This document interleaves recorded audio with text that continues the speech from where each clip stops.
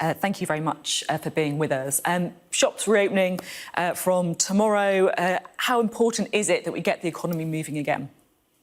So good morning, Sophie. Great to be on with you again. So, yeah, the answer is that it's extremely important.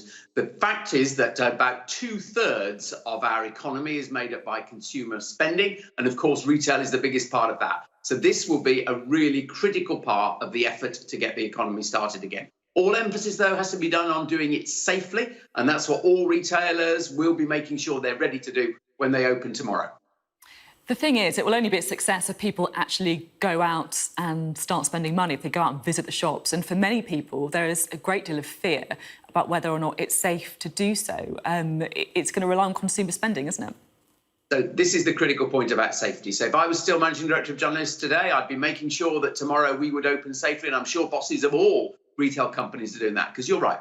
Data this weekend says a good proportion of people are really reluctant to leave their homes. So tomorrow, what we have to do is demonstrate that it is safe to return to the high street. Other parts of this as well, demonstrate that it's safe to use public transport, if that's the only way you have of travelling, of course, because that way we will steadily coax people back to what, I hate to use the word, might be described as a more normal life. And it is important because of the share of our economy that consumer spending makes up. So this steadily building confidence is the critical mission.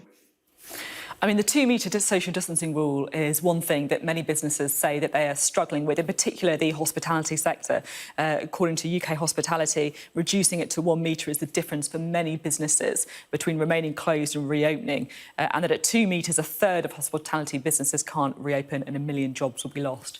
Do you want to see that rule changed?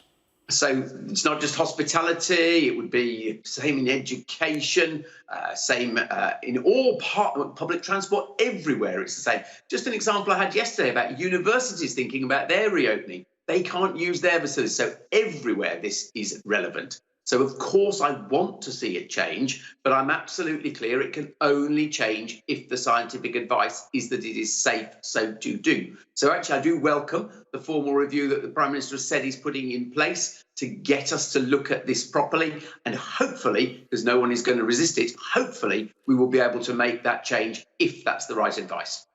You mentioned schools there and the difficulties for schools reopening.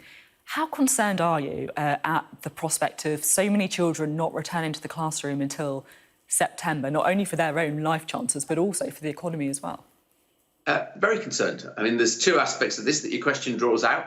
First of all, parents need children to be in school so that they can return to their jobs. Obviously, that's critical. But most important thing of all is we know very clearly that the children who are missing out, most of those from disadvantaged communities.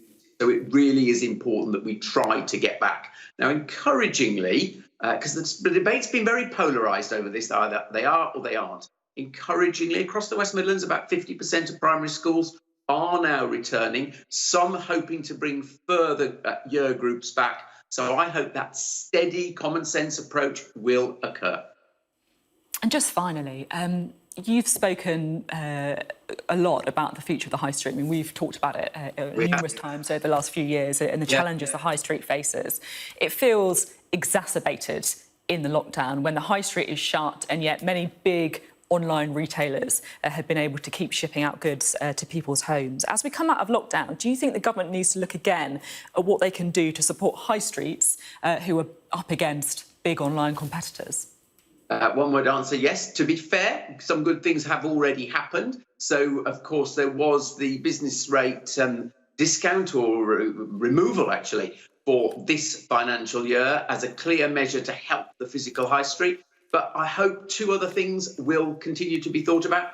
First of all, a permanent reform of business rates. We've talked about how they fall disproportionately on the high street and, of course, on big manufacturers.